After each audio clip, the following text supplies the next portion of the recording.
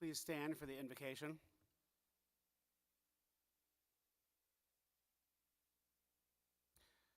O God, we thank you for this day, the beginning of a great journey for our physicians. Help them to apply themselves to the duties of the profession of medicine so that their labor may benefit mankind. Inspire them to love both the art and science of medicine and comprehend them well. Do not allow thirst for profit or ambition for renown and admiration to interfere with their vocation. As they begin this experience, may they never see in a patient anyone but a fellow human in pain. May they never develop in themselves the notion that their educational journey will be complete, but grant them the zeal to continually grow their knowledge. May your abiding presence guide them as they assume the role of teacher and healer. Amen. Please be seated.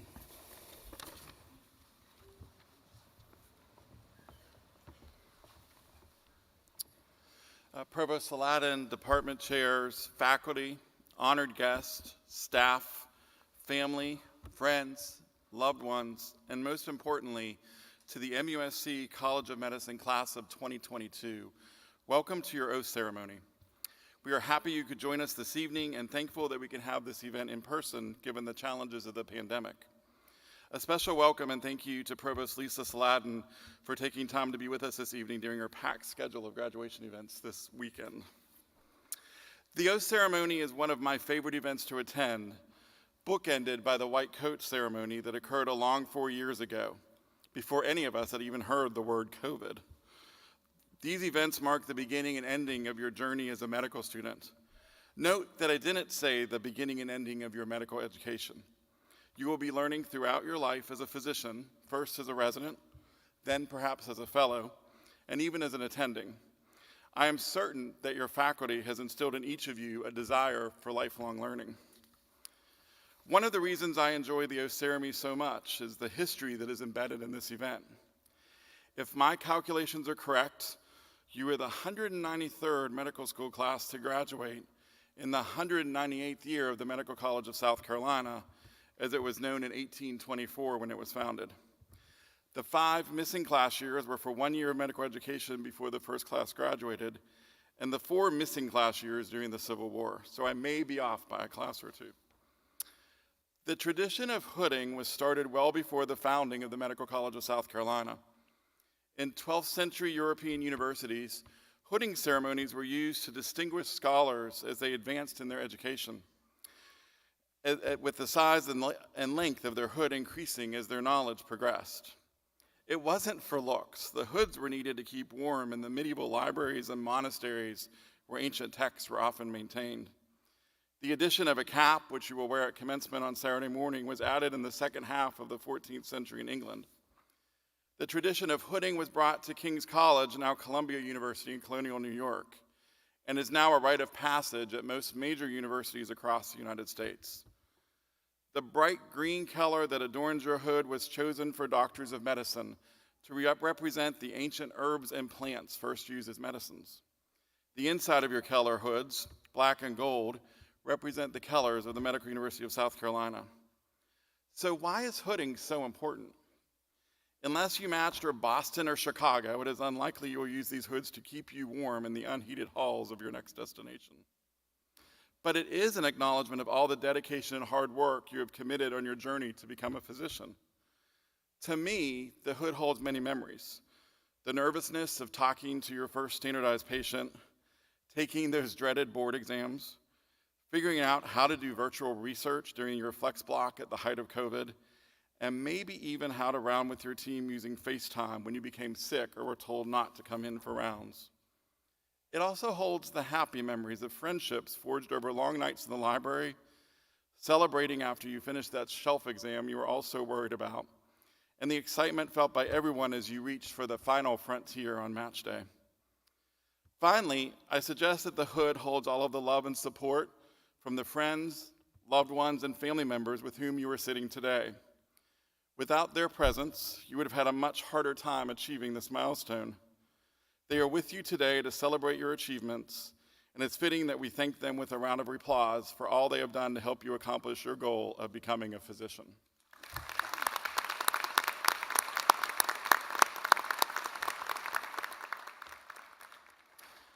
The second piece of history is the physician's oath that you'll recite at the end of today's ceremony. An oath for physicians was thought to originate around 400 BC from the writings of Hippocrates, although others actually attribute it to Pythagoras. It was brought to Europe in the early 1500s at the University of Wittenberg, the same institution where Martin Luther started the Reformation a few years later.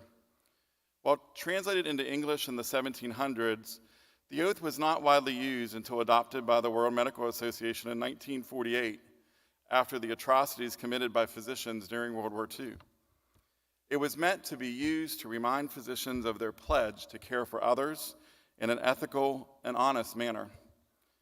While the traditional Hippocratic Oath has been modified multiple times, the tenets of the oath remain the same. First, the purpose of medical care is to benefit the ill. First, do no harm. Second, a patient need should be considered above all else. And third, medical professionals should help to teach each other and work as part of a larger team. These tenets of medicine have been the same from ancient Greece to the Reformation to current day. Graduates, when you recite the oath tonight, other physicians in the audience will be asked to join you, reaffirming their oath as a medical professional while establishing the bonds of trust and knowledge with you, our next generation of physicians. Congratulations to each and every one of you for being hooded today, and welcome to your new professional community. You join a rich history of centuries of medical care and nearly 200 years of medical education in the state of South Carolina. Tonight, we celebrate you. Thank you.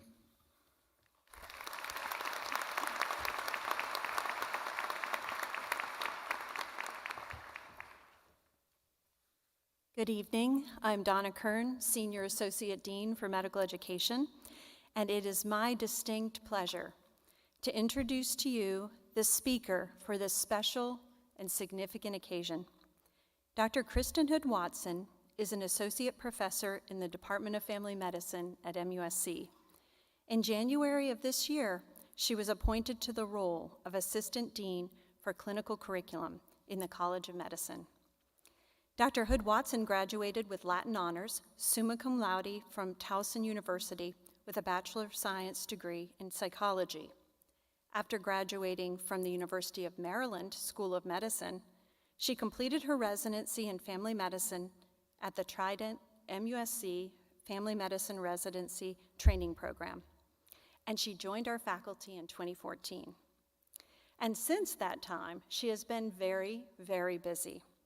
In the realm of medical education, administration, and curriculum design, she has distinguished herself with many accomplishments, having served as director of the very successful family medicine clerkship for 8 years, which included an LCME survey visit, and serving as the director of medical student education in the department.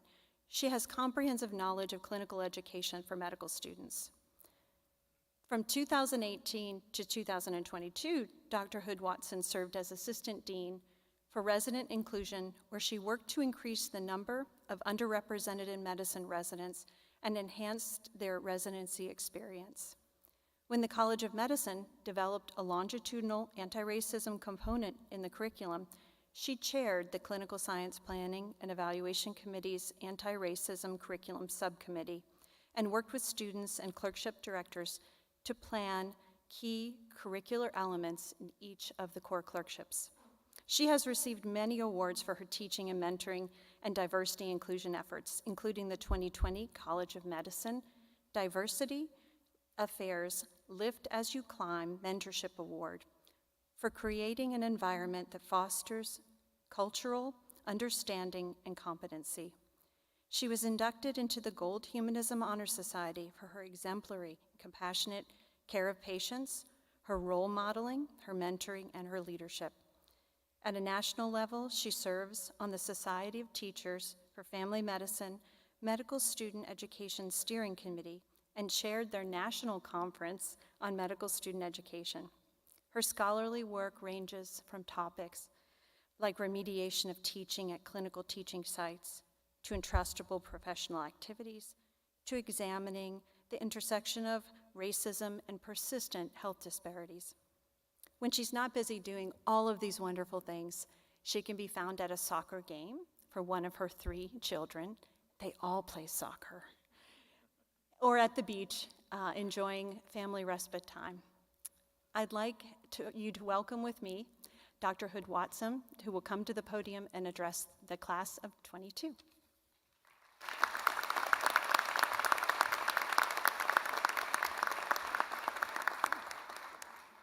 Thank you, Dr. Kern. I am so humbled and excited to be here with you tonight as we share in the end of this amazing journey. Thank you so much to the class of 2022 for inviting me tonight. I want to start by sharing how proud we are of all of your accomplishments over the last 4 years. And I want to make sure that your families know what an exceptional group you are. I'm not sure I can do you justice in this short time, but I wanted to say that witnessing your energy and grit has been inspiring. I've seen students bravely ask questions that were difficult and not everyone liked, but deserved to be asked. Students reach out for help when they were struggling and then share the wisdom that they learned to their classmates. The beautiful way in which you share your passion, speaking in such a powerful, respectful way that others stop and listen. The way you give back to the Charleston community and even the national community, taking roles around the country. All of these things while being a medical student, dealing with the realities of a pandemic and social injustices, having major life changes, getting married, having babies, as well as facing any or many other challenges that have come your way. I've been so impressed by you that I truly hope that my children, who are the 3 most important people in my life, grow up to be as brave, passionate, humble, and as kind as you've shown yourselves to be over the past 4 years. That would honestly be the greatest accomplishment I could achieve. And I can imagine how your families feel celebrating you tonight. So thinking about moving forward, I really went back and forth about what I wanted to impart and landed on sharing what I would want my children to know if they decided to go into medicine. First, I would tell them to pick the specialty you love because medicine is hard. And while you guys are past that point, and some of you have actually heard me say those words, we might not have talked about what those hardships look like. Though your time in medicine has been short to this point, I'm sure that you've witnessed many difficult times, seeing inequities in healthcare play out, starting your clerkships during a COVID spike, being with patients at the most difficult times of their lives, where they may feel angry, sad, or others at peace as they receive a new diagnosis. And sometimes the hard parts of medicine don't come from one particular circumstance and can come up when you're not expecting it. A few years ago, I was sitting in the office with a patient who I cared very much about, and she was telling me about how many of the challenges she faced in her life were keeping her from taking care of her own health care.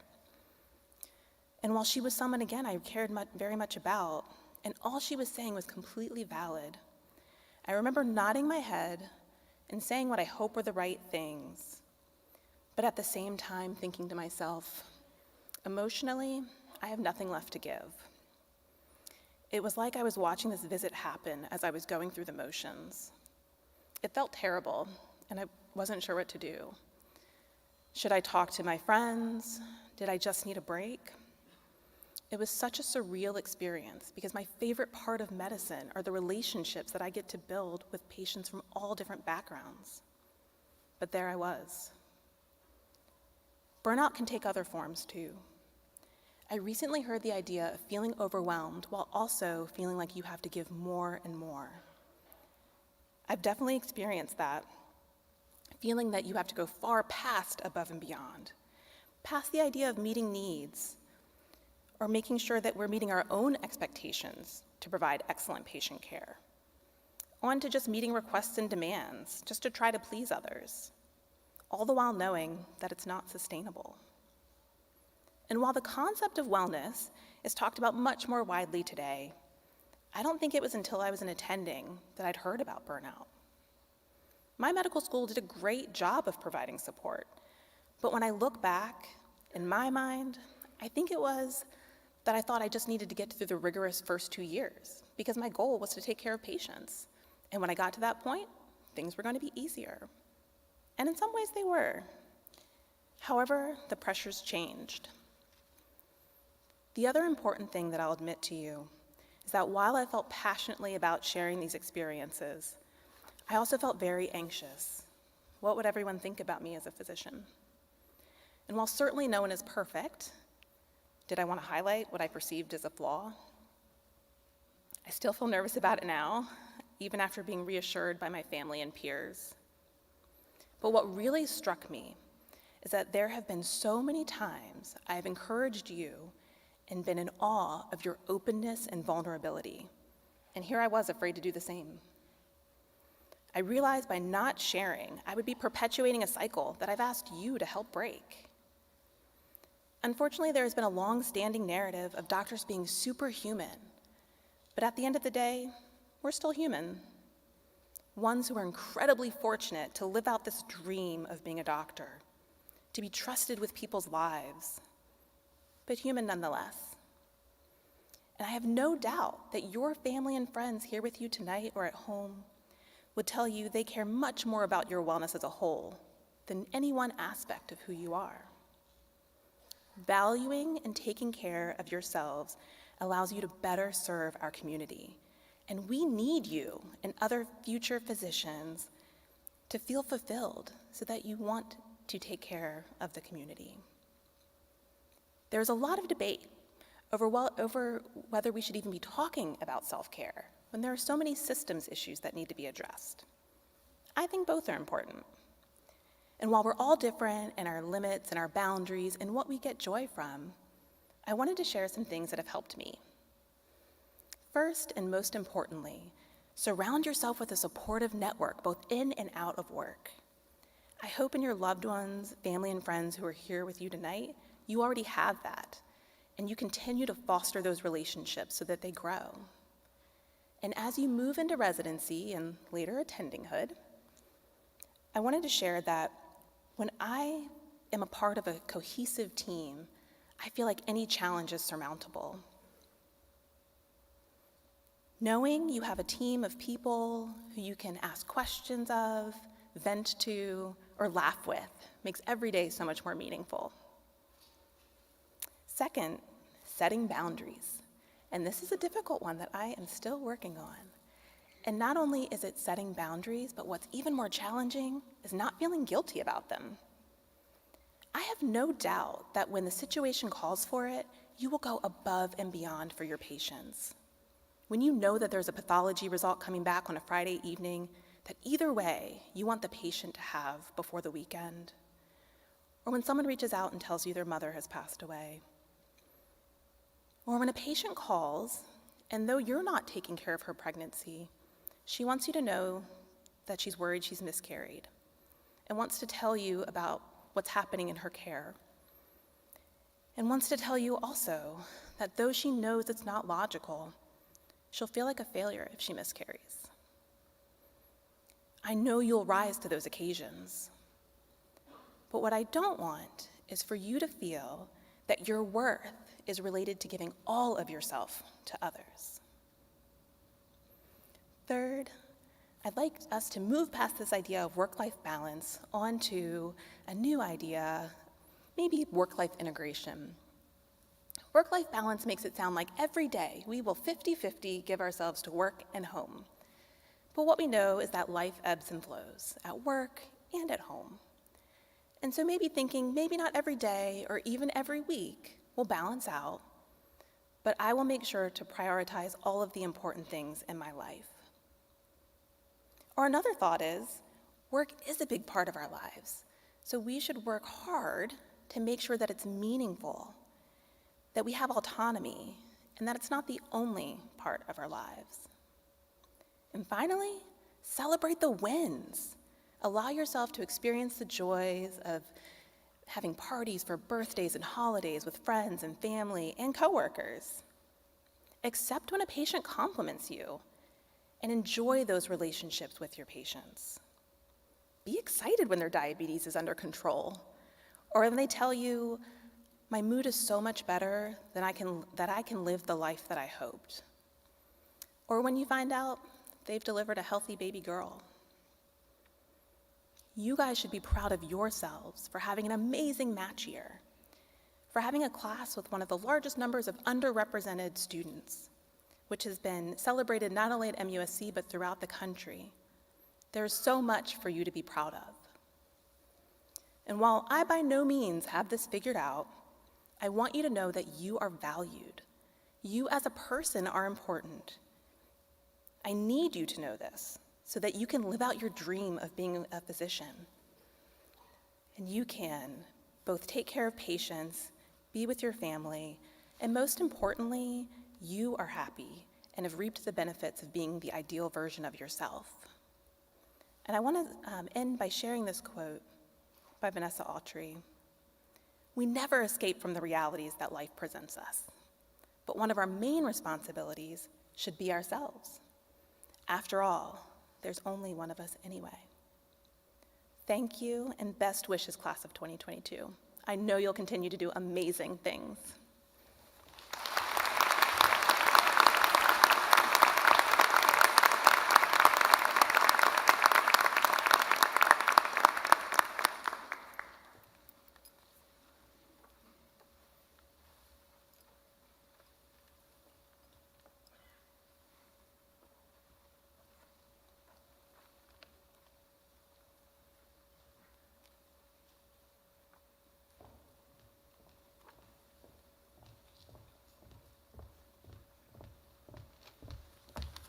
All right, so for those of you who don't know me, you probably all met me at match day or before that, but my name's Will Harris. I'm the class president of the MUSC College of Medicine class of 2022.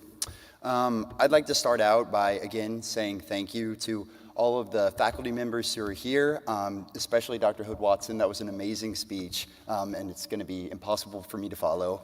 But I'd also like to say again, thank you to all of the family members, friends, and mentors who are here, because we wouldn't really be where we are today without all of you.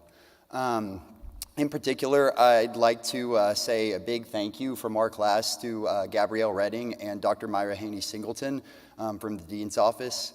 Both of them have gone above and beyond what their job titles entail for us, and we really have found them a source of both inspiration and support when we needed it most. So can we give them a hand, please?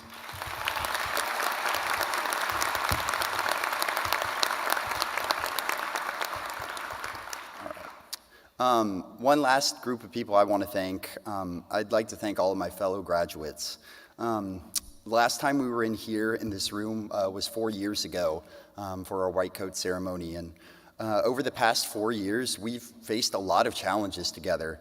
On top of all of the normal struggles and challenges of med school, we've had to endure a once-in-a-lifetime pandemic, being the guinea pigs for a new preclinical curriculum, and numerous societal upheavals that have affected us and the people we care about. But we couldn't have gotten it done without each other. Over the past 4 years, we've laughed and cried and celebrated all of the wins, and I'd like to do that one last time here tonight. But when I was thinking about giving a speech and what I would say to y'all, one of the things that struck me was before med school, before our white coat ceremony, I didn't really know any of you. And over the past 4 years, I've had the honor of getting to know some outstanding people, both mentors at MUSC, patients who've touched me in a lot of special ways, but also classmates who inspire me, who pick me up when I'm feeling down, and I know y'all have done that for each other on numerous occasions. Over the past 4 years, I've also discovered a specialty that I didn't know I would be interested. I matched in a program in a place I never thought I'd get to train, and I've made some wonderful friends who I'll care about for the rest of my life. When we all interviewed for residency, I don't know about you, but this probably happened. You were probably asked at one point, where do you see yourself in the next 5 years? And I want you to think back to that white coat ceremony and where you were, and if you thought you would be here today having experienced all the things you experienced in med school. Some of you got married to people you didn't know before you moved to Charleston or had kids. And so what I'm saying is, while residency is going to be full of challenges, and certainly not all of life's surprises are going to be good, but over the next few years of training, and even as you continue on into attendinghood, you're going to have challenges, but also surprises that change your life in positive ways. You never know what colleague or mentor or patient is going to leave a lasting impression on you. So I know right now, as we prepare to graduate, it's a time of transition, but I just encourage everyone here to, when life pulls you in an unexpected direction, believe in yourself. You can do it. Hold on. Trust in the support of your friends, your family, and all of your colleagues and patients. And let's then see where life takes you, because it can take you to amazing places. Thank you.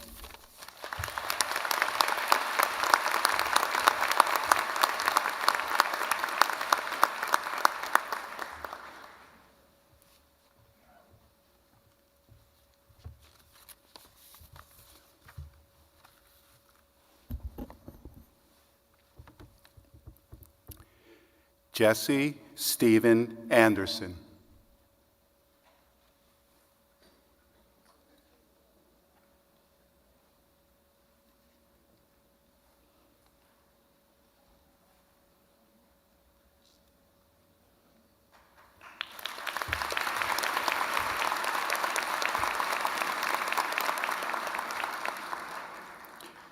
Ashley Elizabeth Axon Busacco.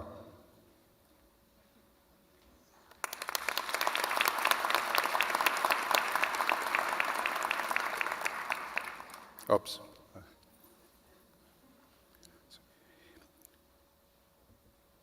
Beatrice Sanchez Busacco. Did I get that?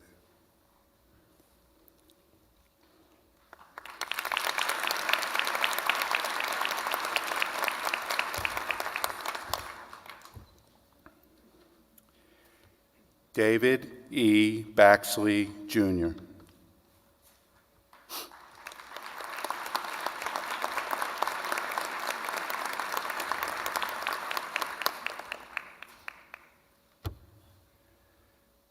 William George Besley, Jr.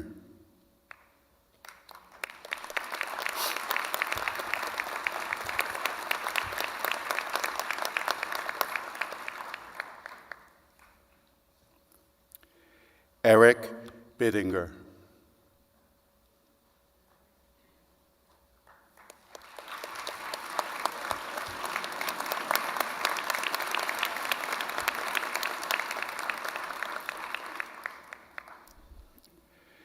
Alec E.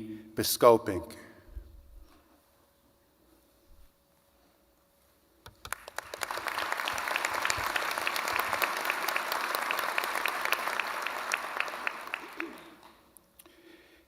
Ingrid Vanessa Bonilla Mejia.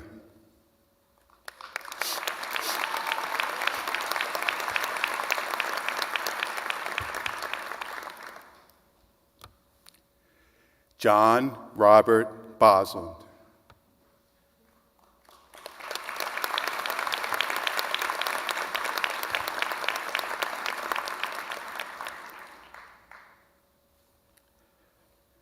Warren E. R. Brady.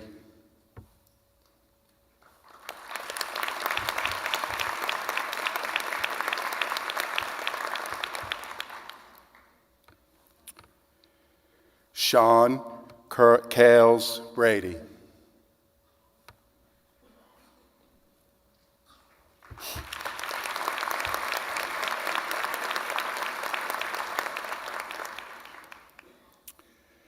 Matthew Aaron Bridges.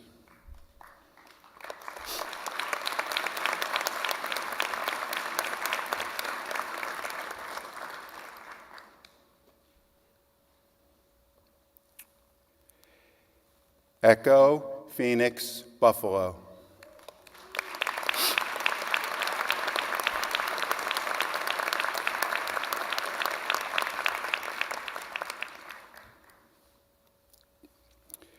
Philip Ford Burchett.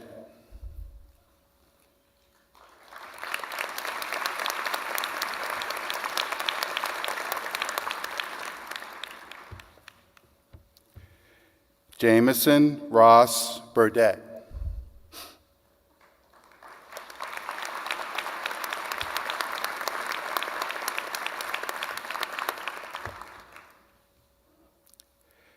Allison Burrell Willis.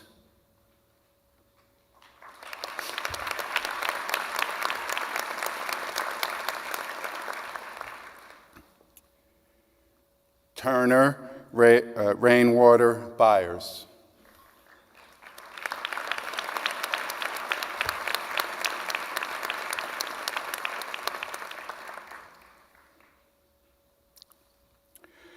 Laura Antonise Campbell.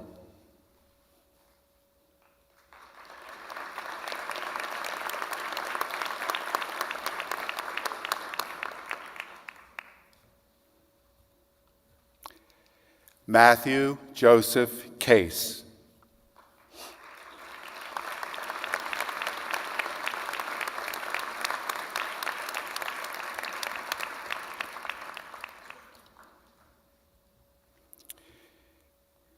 James Tyler Cochran.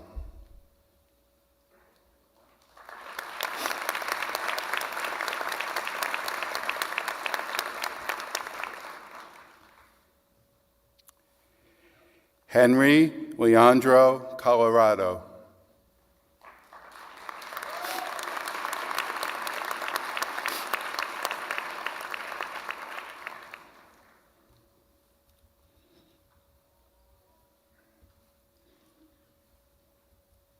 Kelly Marie Ryan.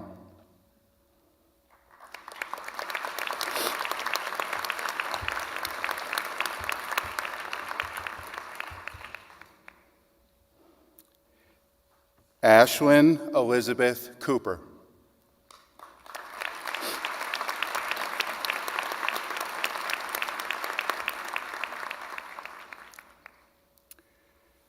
Jessica Nicole Schnorr.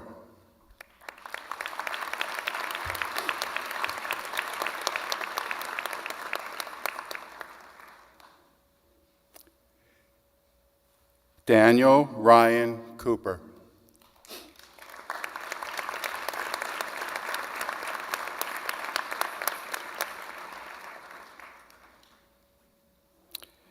Ashley Brooke Criddle.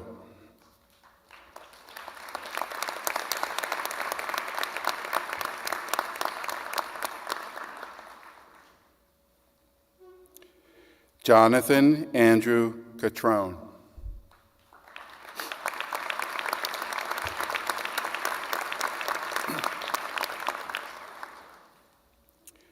Jerome G. Deese, Jr.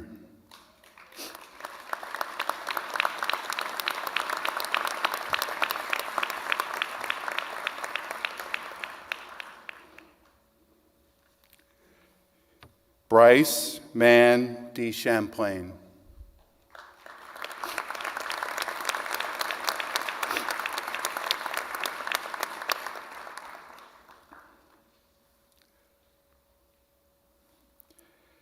Alexa DeMaio.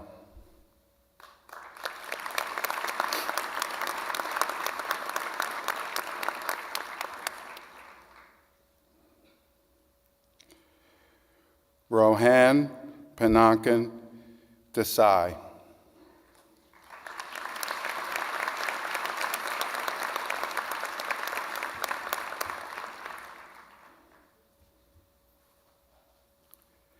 Matthew DeLeo.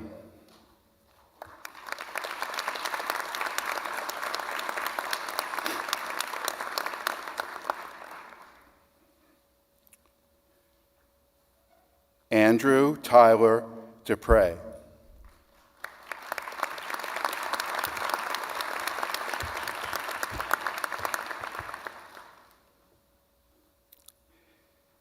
Andrew Corbett Dorsey.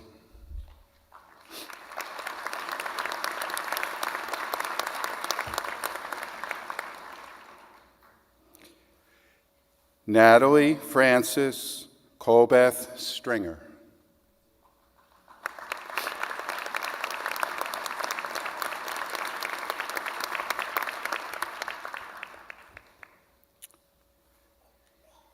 Faith Elizabeth Dunn.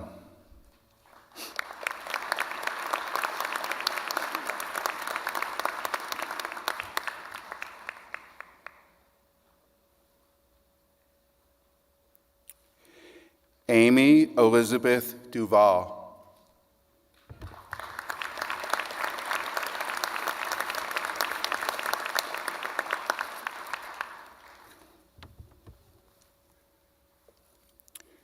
Scott Francis David Adelson.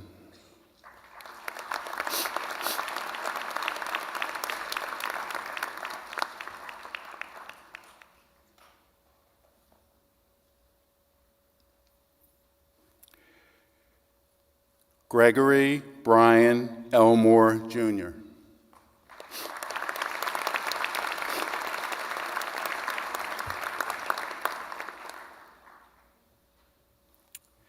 Philip Ryan Elvis.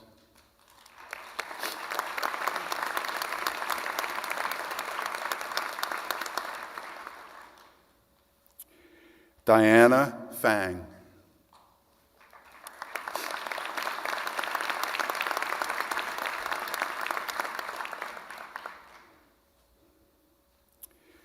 Nicole Ferris.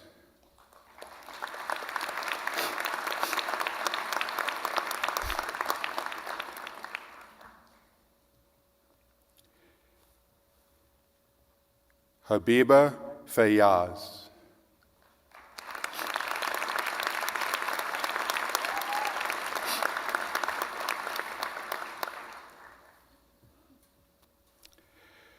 Joshua Thomas Fields.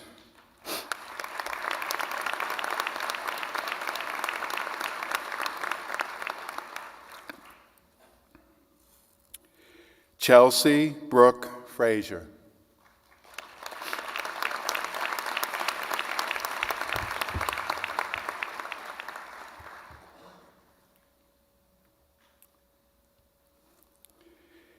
Dylan D. Freeman.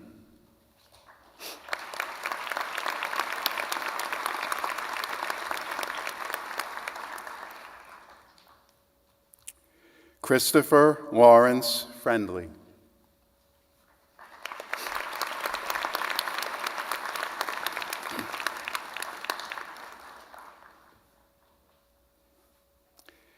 Nicholas Gabrielle.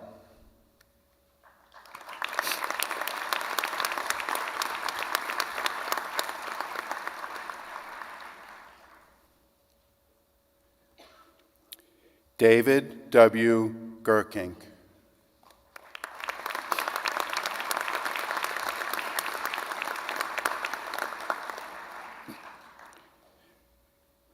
Andrew Thomas Gianos.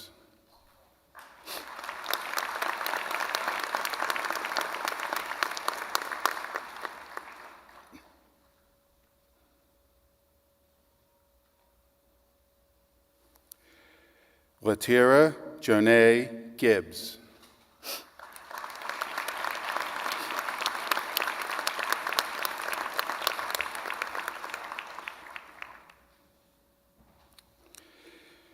James Nathaniel Jilks.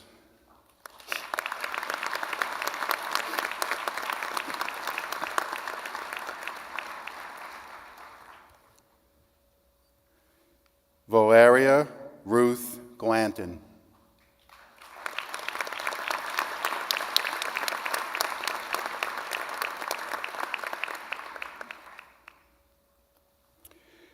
Franco Bernard Godoy.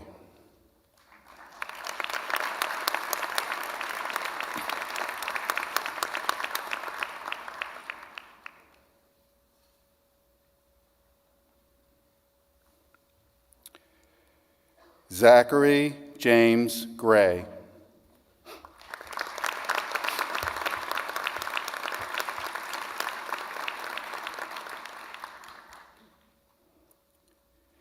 Ashley Haney.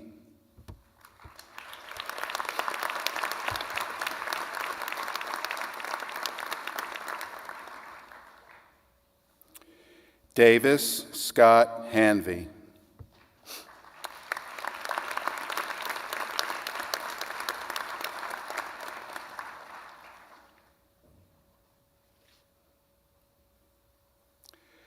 Olivia Camille Harden.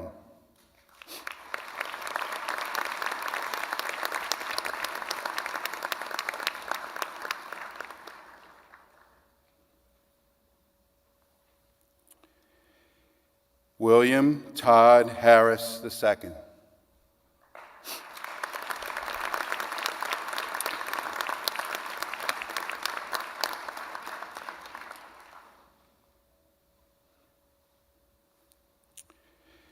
William Taylor Head.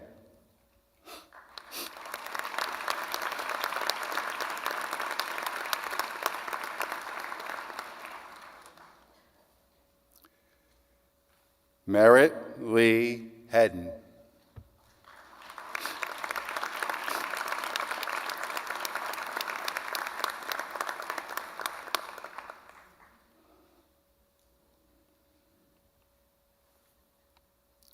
Abigail D'Amour Herman.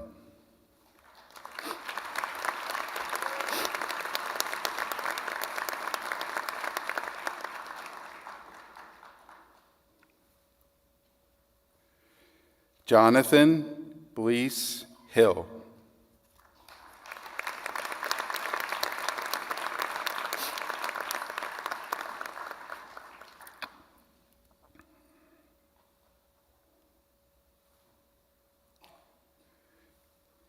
Jody Tut Holodoc.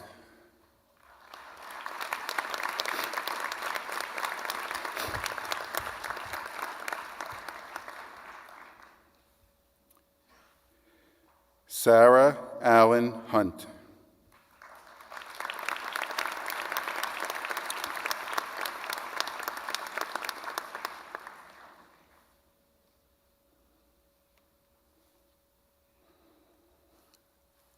Mavash Hussain.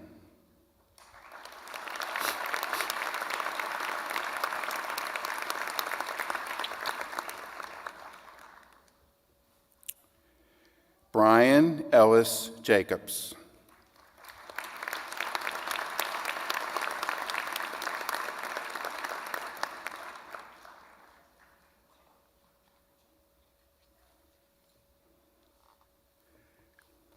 Abhishek Jain.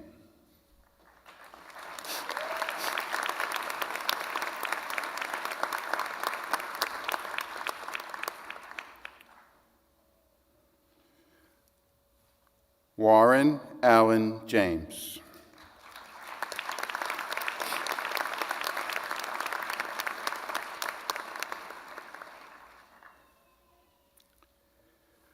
Juliet Joseph.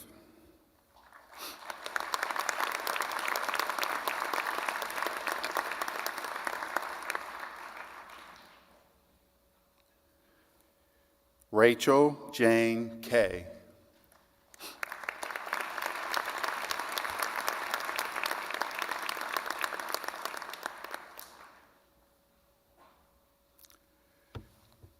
Vincent Gabriel Clapper.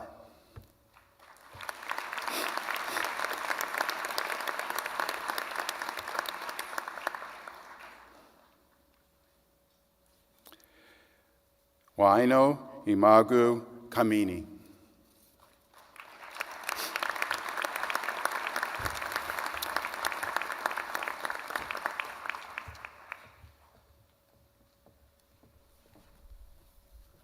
Teresa Regina Contos.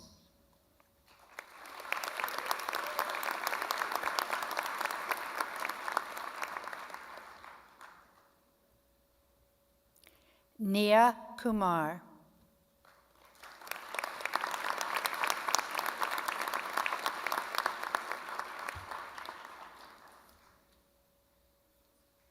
Bryce Floyd Kunkel.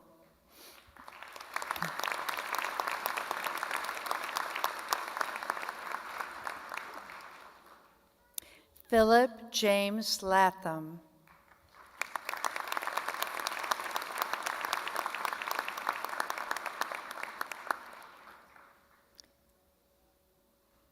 Peter C. Leahy.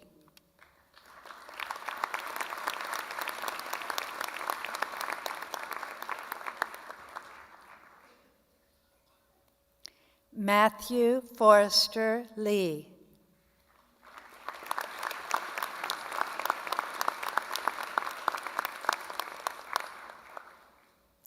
Austin David Lewis.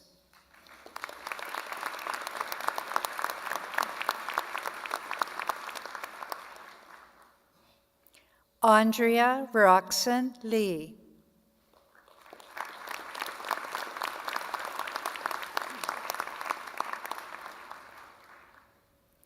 Benjamin J. Likens.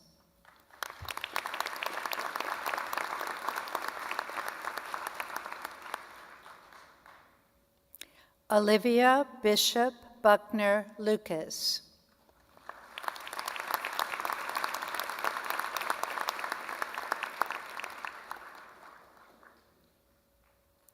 Megan McGrain.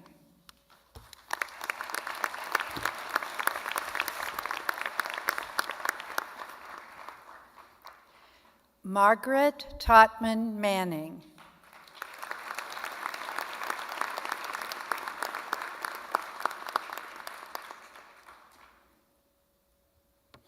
Matthew Stewart Manter.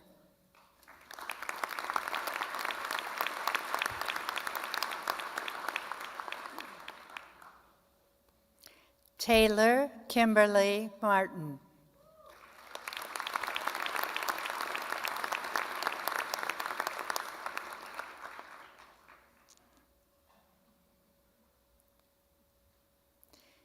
Kira Janae Mathis.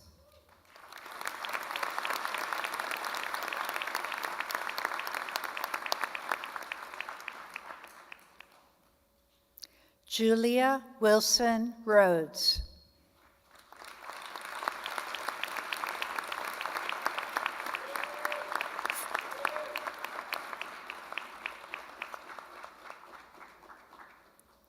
Ryan James O'Leary.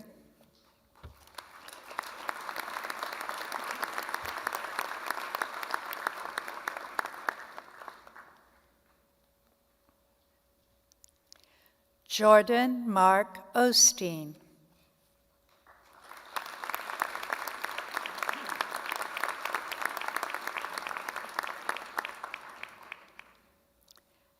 Alice Kim.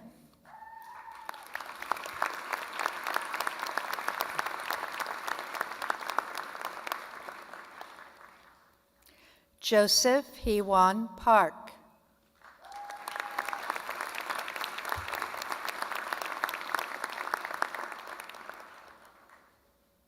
William Alexander Parler.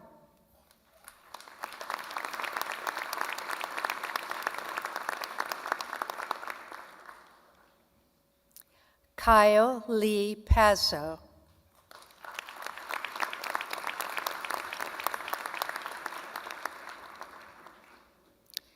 Rachel Catherine Polson.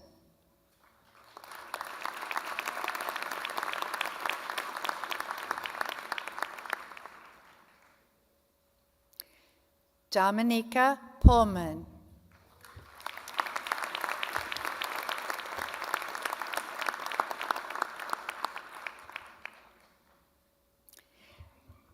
Jared James Reed.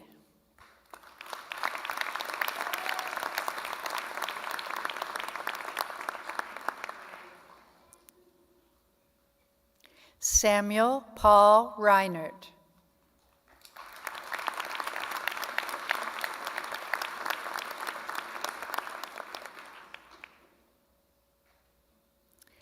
Chad Maurice Richardson.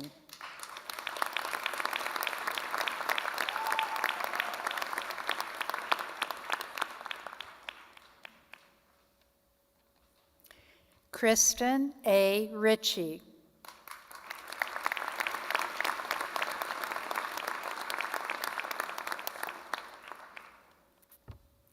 Alexandra Ritter.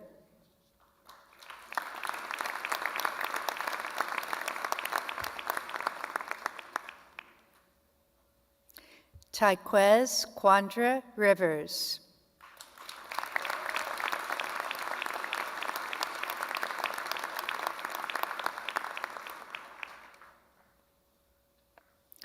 India Robinson Perot.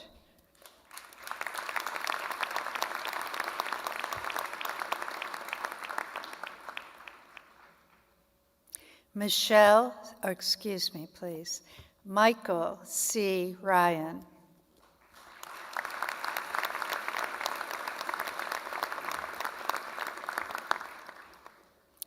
Andrew Hunter Scott.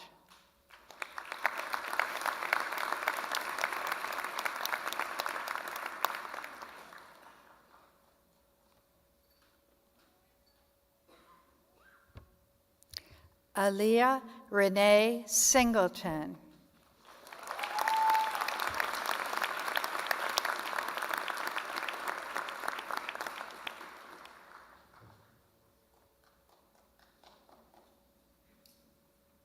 Richard Andrew Slay.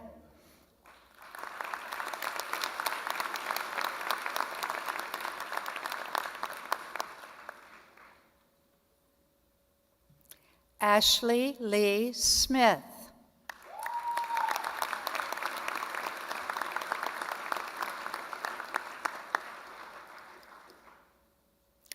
D'Angelo S.R. Smotherson.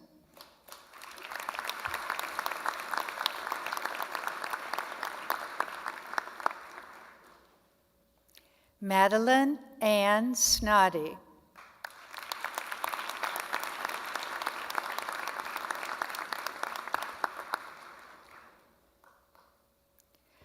Sophia Stephanie Sorless.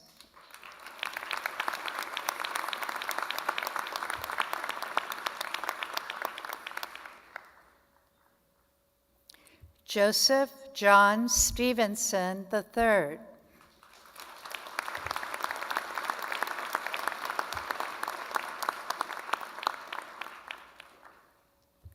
Drew Edward Stone.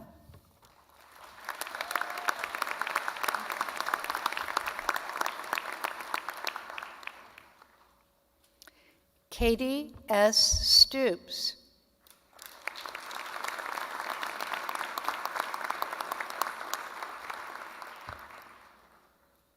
Mary Kathleen Sullivan.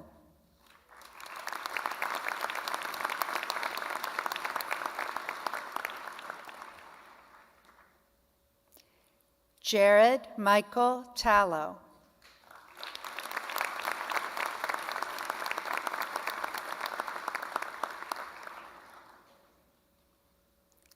Roman Pascuelo Tate.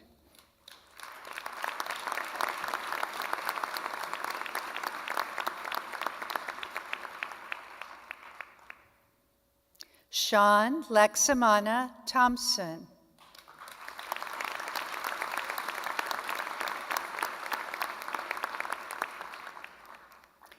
Parker Bradley McDuffie.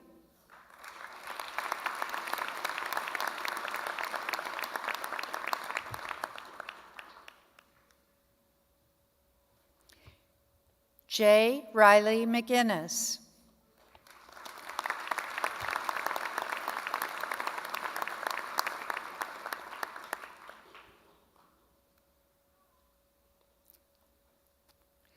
Caroline Grace McLeod.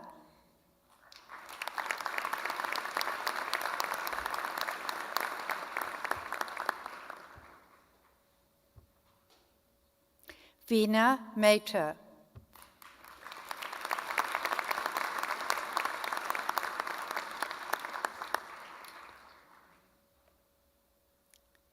Sloan Myler.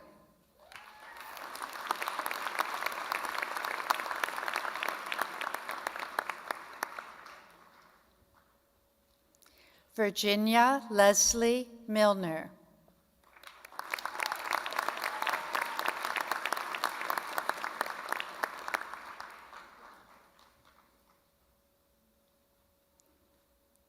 Clara Milokovic.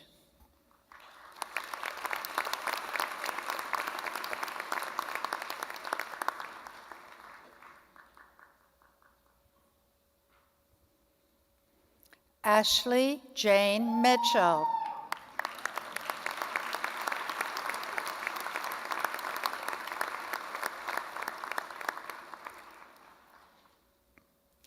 Faith Elliott Mitchell.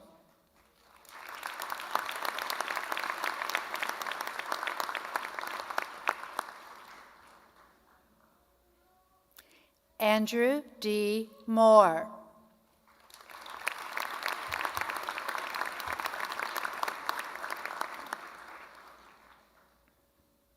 Reese Alexander Moore.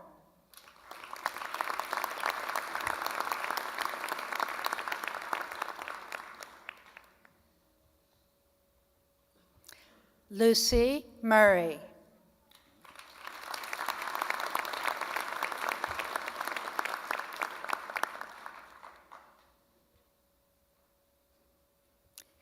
James Kadima Ngoyi.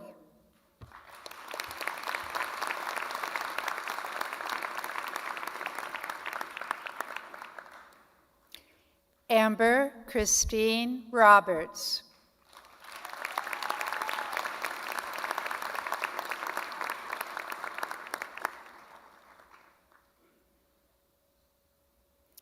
Ian Patrick O'Connor.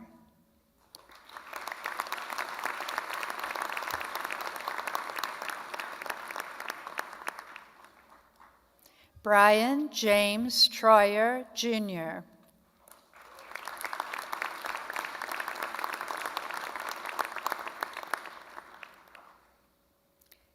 Matthew David Turner.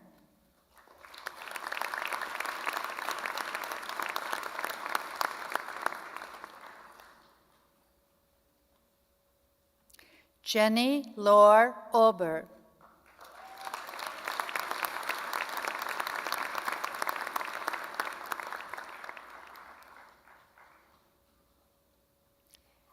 Ansley K. Ulmer.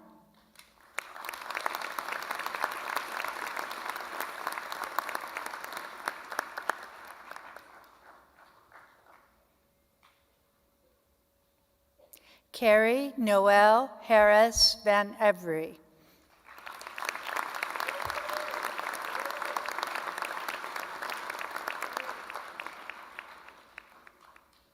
Jesse A. Varkey.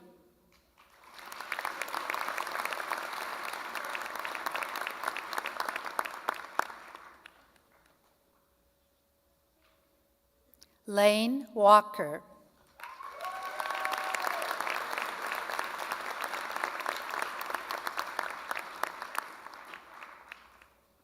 Terrell Shamira Washington.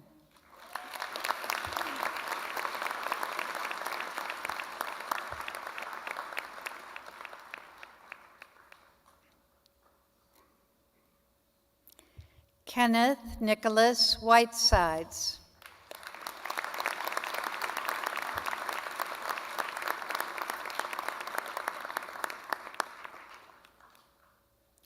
Beatrice Magdi Zaki.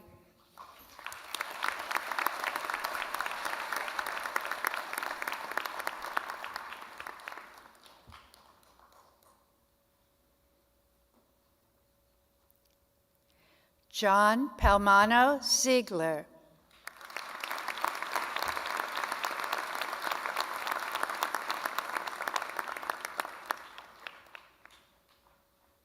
The following 4 students have completed the Medical Scientist Training Program during their stay at MUSC, and they will graduate earning the MD and PhD degrees.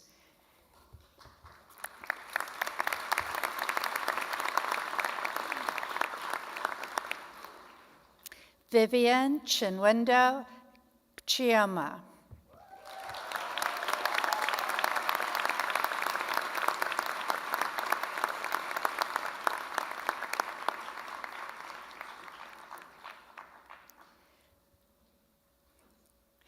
Maya Ide.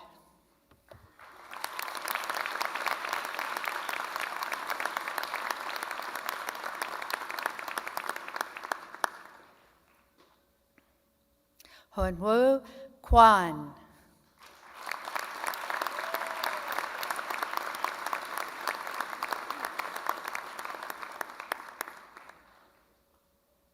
Jonathan Michael Turner.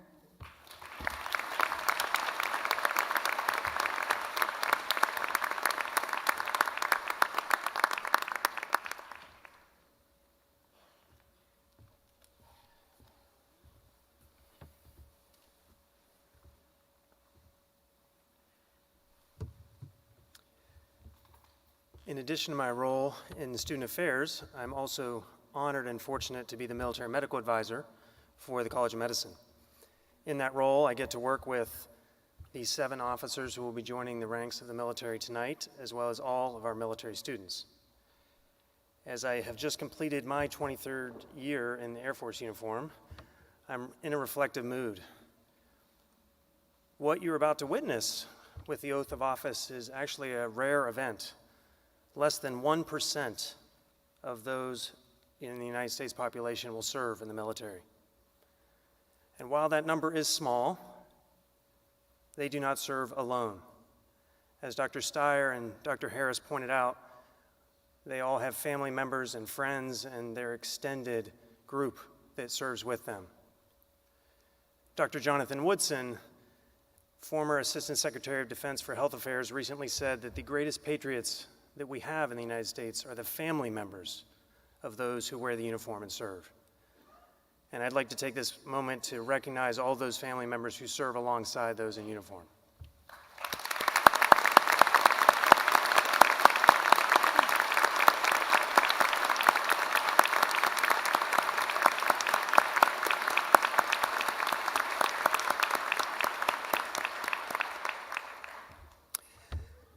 This evening, we're fortunate to have 7 new members of the military community join us, 2 in the Air Force, 2 in the Army, and 1 in the Navy.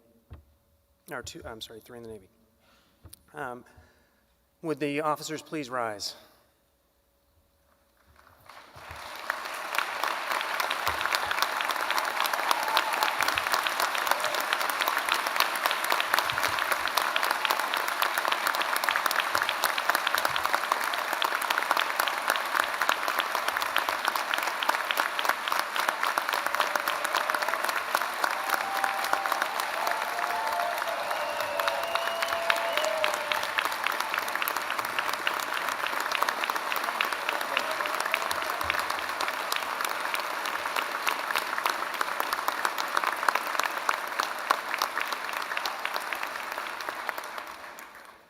All right, attention to the oath. Please raise your right hand and repeat after me. I state your name. Do solemnly swear that I will support and defend the Constitution of the United States against all enemies, foreign and domestic, that I will bear true faith and allegiance to the same, that I take this obligation freely without any mental reservation or purpose of evasion,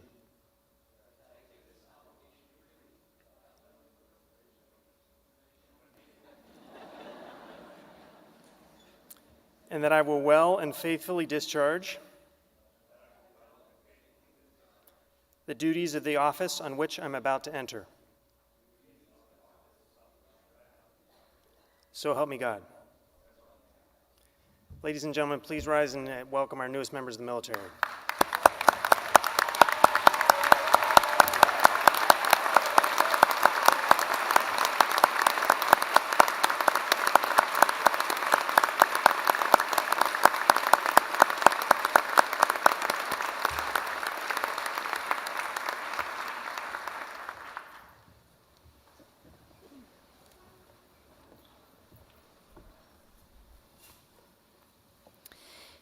And now we ask that all graduates, all faculty members, and all physicians in the audience stand as we prepare to recite the contemporary oath of Hippocrates. Graduates, please stand. Physicians in the audience, you're welcome to join us, and all of our faculty members. Graduates and physicians will join me as I begin to recite. Today, in the presence of family, friends, teachers, and colleagues, I dedicate myself to the profession of medicine. I pledge myself to the service of humanity. I will use my skills to care for all in need without bias and with openness of spirit. The health of my patients will be my first concern.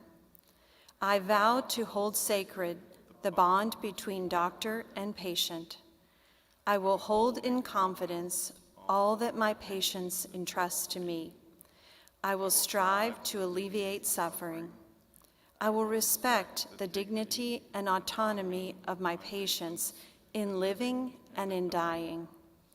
As a physician, I recognize my duty to society. I will work to promote health and prevent disease. I will advocate for the welfare of my community. Even under duress, I will not use my knowledge or my skills against humanity. I will acknowledge my limitations and my mistakes so that I may learn from them. To uphold these responsibilities, I will maintain my own well-being and well-being of those close to me. I will promote the integrity of the practice of medicine. In the tradition of my profession, I honor all who teach me this art. Through honest and respectful collaboration with my colleagues, I will seek new knowledge, re-examine ideas and practices of the past, and teach what I have learned. Above all, the health of my patients will be my first concern. This oath I take freely and upon my honor.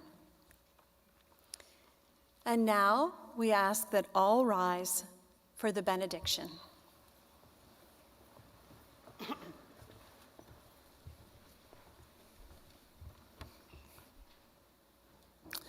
Oh God, we thank you for these graduating medical students. Thank you for all the guidance and opportunity you have given them. Thank you for the support they have received during their many years of schooling from their family, their friends, their teachers and mentors, those who are here and those who are no longer with us. And thank you for their determination and persistence to have reached this great accomplishment today. As they transition into the role as physicians, may they never lose their commitment to lifelong learning and their thirst for discovery.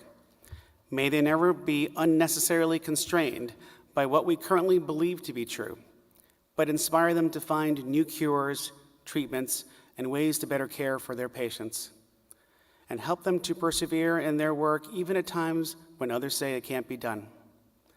May they have the courage to stand up for what is right at all times, both professionally and personally.